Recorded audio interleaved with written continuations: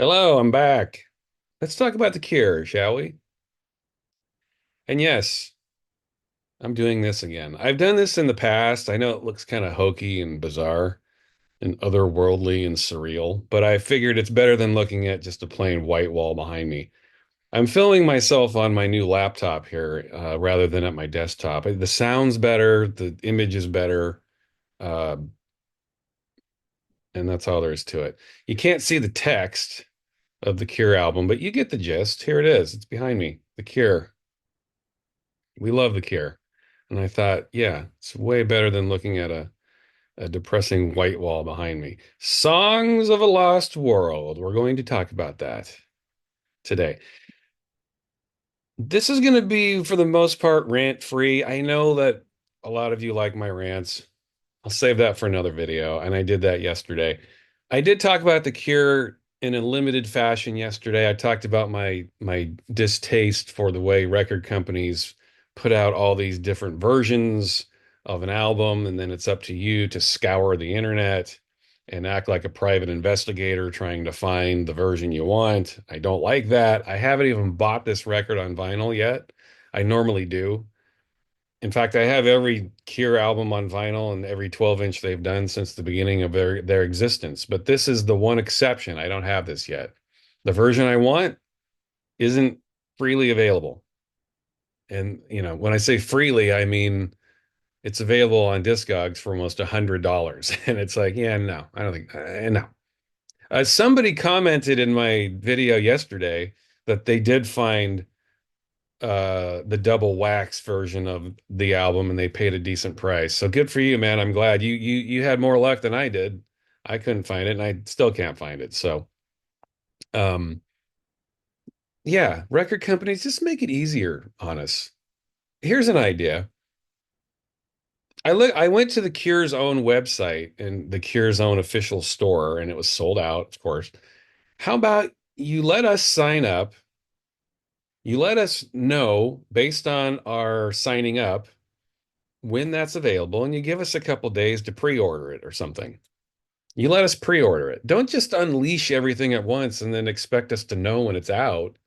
You don't, no one notifies us that the double vinyl or whatever vinyl version we want is out. So we are left to, scour the internet days or weeks later trying to find it, and it's long gone because everybody bought up every possible copy so they could flip it. To avoid that, let us sign up, give us a notification so we can go and buy it when it's available. Is that so hard? No, it's not. Really, it's not. Give your fans a chance because it's your fans who suffer. And Robert Smith knows that he cares about his fans very much. That's why we love Robert Smith is because, he cares about his fans. So do the right thing and give your fans a break, man. Let us order this shit when we have a chance. So, anyway, I'm going to leave my rant at that. Let's get to The Cure, Songs of a Lost World. I have to say, and I mean this with full sincerity, and I mean this as a fan of this band for going on 40 years now, man. I loved this band when I was a kid. I was a little late to the game. Listen, I'm not that old. I wasn't around when their earliest records came out. In fact, I'm trying to remember the first time I interacted or even bought a Cure record. I think I was the first album that they released when I was aware of them and actively listening to them and buying their albums was Kiss Me, Kiss Me, Kiss Me. I think I was like 14 years old when that came out. And then I got to dig back into their catalog, which is always fun. I love doing that. But this is, I've been a fan of these guys actively for at least 35 years. Let me put it that way, ever since Disintegration came out, for sure. I say this very comfortably and confidently. I think Songs of a Lost World is the best album The Cure has done since Disintegration. That's 35 years. That is my opinion. I know plenty of you are going to disagree with that. This is my channel, my opinions. This is the best thing they've done since Disintegration. I think it is their most cohesive, flowing album. There's a thread, there's a through line that goes through it.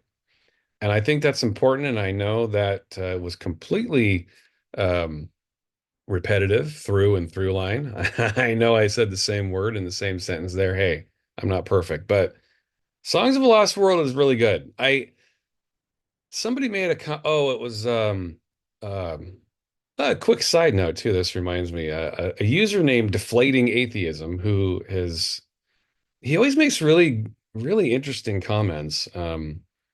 And I appreciate Deflating Atheism. If you're watching this, I appreciate your comments. You must know that I am an atheist, but so what? This guy's not an atheist, and I like that he's on my channel, honestly. This is the kind of discourse our society needs, in my opinion, like people who have differing opinions. We can come together on something and agree on something, right? So, Deflating Atheism, thank you for commenting. I always enjoy your comments.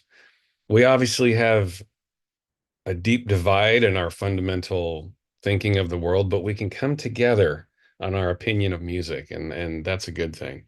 But he made a comment, and I have to agree with him. I usually agree with Deflating Atheism, everything he says. He mentioned that Alone was like the weak spot of the album, which is the opener. That's the song with the video and the song that was the precursor to the album getting released. And he made a comment, and rightfully so. I think it's the weak spot of the album. I think the album really kind of starts taking off with And Nothing Is Forever, the second track. Uh, I agree with this. I think Alone is a pretty decent track. I think it's a little disjointed. I feel like it's the door opening for fans and listeners. I think it's purposely the first song because it was like maybe the most pop. Calling that song pop is probably that's not fair. It's not a very pop song, but it's the most poppy song on the album. It's a good way to start it off and open the door for listeners. It's got a radio feel to it as far as The Cure can be radio in this day and age. And then the album really takes off. Anyway, I agree. I agree with Deflating Atheism's comment there. I think it opens kind of in a disjointed way, and then it gets really good. In fact, I think the album just gets better as it goes. I think the last song, End Song, is the best track on here. What I like about Songs of a Lost World is, and I'm sure a lot of you agree with this, maybe not. I don't know. If you disagree, let me know. But what I like is Robert Smith's willingness to show weakness, to show vulnerability. I think this is sadly lacking in our society here. I was going to say in the United States, but I think generally, I think it's sadly lacking in cultures everywhere. I think that we live in this society now with social media and TikTok and all the other shit. We are constantly encouraged to pretend that everything is perfect. Everything's great. I'm doing great. My life is perfect. No, it's not. Nobody's life is perfect right now. This is a fucked up world, man. We are lost. And Robert Smith points that out in the very title of the album, Songs of a Lost World. This world is lost.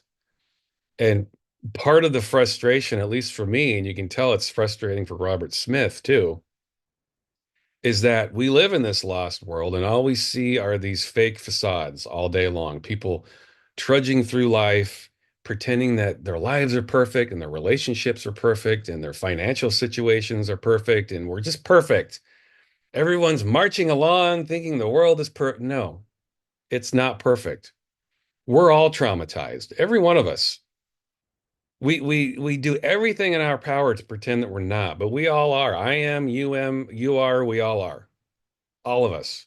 We're all traumatized. All of us have PTSD at this point on some level. Robert Smith is pointing that out.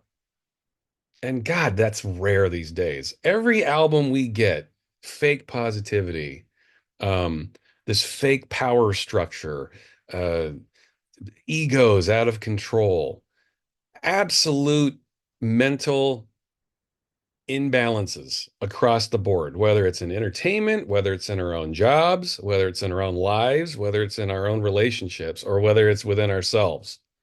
It's everywhere. It's rampant and it's the worst it's ever been. And, you know, the reasons for that we could get into another video. my opinion, I'm not going to go on and on about this. I want to keep it structured and focused on the album and the music itself. But what I'm trying to say is Robert Smith is illustrating his willingness to be vulnerable. We live in a society with social media and just the way things are that we are supposed to project this level of confidence and this level of not even confidence, arrogance. I think when people project confidence and they're not confident, it comes off as arrogance. And so I think a lot of people think they're projecting confidence, but they're just projecting arrogance because of their deep, unseated hatred for themselves. Robert Smith is embracing this hatred for himself or hatred for the world, as he says, lost world. I think this is why this album is resonating with so many people right now, because we feel lost. We do. Don't deny it. I know I feel lost. I don't get this, especially in the United States. Being an American, I don't get did you see what happened Tuesday? Are you paying attention to our elections? Do you see our choices? Do you see the options we have when it comes to voting for a leader? It's bleak. It is bleak, okay? So albums like this from Robert Smith, Songs of a Lost World, is perfect timing, man. This week especially, in America especially. I shouldn't say just in America. It's not like the world ignores American politics. I mean, the world was watching what was going on in this country this week, and it's ugly, man. It is an ugly state of affairs, quite literally, ugly state of affairs. This album is perfect, man. It's an antidote. Okay, I've been listening to this album this week, and it's hitting home. It's really hitting all the spots. And beyond that, beyond that analysis of the album, I think musically the album sounds a lot like Disintegration. Now I'm biased. I think Disintegration, I did a video on Disintegration, I don't know, uh last year has it been a year? 2 years? I don't know. Some point in the last couple of years I did a video on Disintegration. I could link you. I'll put a link to that in the body of in the body of this video. You can go check that out if you want. I think Disintegration is their finest album. So it's I don't put it lightly when I say that I think Songs of a Lost excuse me, Songs of a Lost World is their best album since Disintegration. I really think it is because it kind of has that sound. It's the tracks have these long extended intros, and you almost forget that Robert Smith is singing. And then at the end of the song, he comes in and starts singing. And like, oh, there he is. But you almost forget. It's got a very ethereal quality to it. Again, Mary, maybe I'm just mirroring my own feelings and responses to the way the world is right now. But I think if nothing else, I think Robert Smith is really reflecting the mood of the world right now with this music and this album. I think he did a really nice job.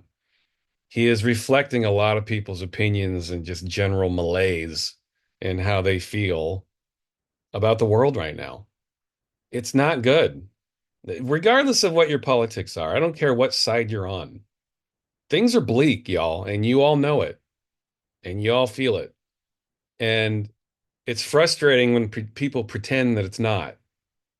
And it's frustrating, at least for me, when people don't address it in the right way, when we don't have the options we need to make it better. And that's what this album is doing really well. It even if it's even if it's fabricated to some degree because it is entertainment. I mean, how seriously can we ultimately take an album? But I think it's giving us at least an artificial feeling that there is an option. It's reminding us that we can come out of this darkness and things can get better.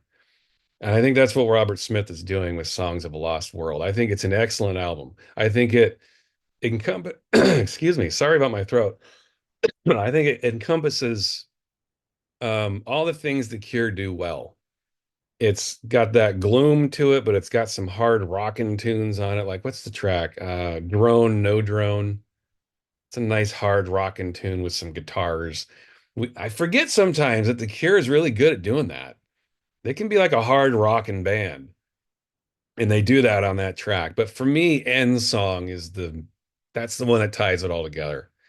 It's a nice 10.5 minute track, and I think it goes on for like 6 or 7 minutes before Robert Smith comes into it, at least with like a full vocal.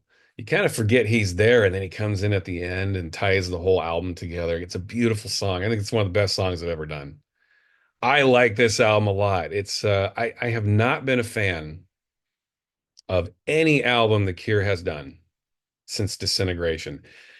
I loved Mixed Up, but that was a compilation. You know, it was remixes. That was a compilation. I don't really consider that to be a studio album of The Cure. Disintegration was the last great album they did. I think this new album's pretty damn good. Again, I think it's the best thing that the band has done in 35 years. And to end off the video, I think what I really appreciate, I already mentioned how I love how Robert Smith and my appreciation for Robert Smith and how he is open to being vulnerable. But he literally sings about this, about getting old. You know, he's approaching his golden years now, man. Like he's made his young, angsty, angry albums. And then Disintegration, he made as he kind of approached his, he was approaching his middle years. He wasn't there yet, but, he was. I think with Disintegration, that was a very frustrating album. Not album, but it was a frustrating time in his career.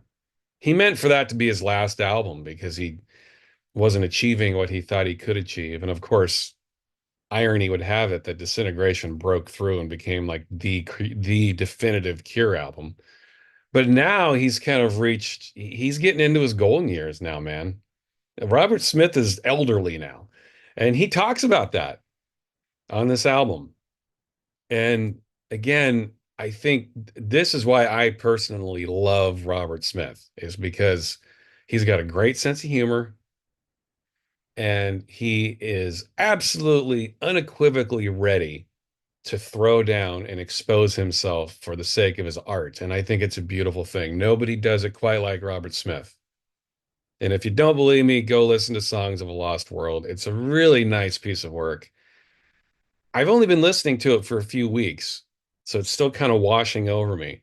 But each time I listen to it, I'm picking up on something I didn't pick up on before, and each thing that I pick up on is a pretty beautiful thing. So check out this album if you haven't done so already. Thanks for watching. Goodbye.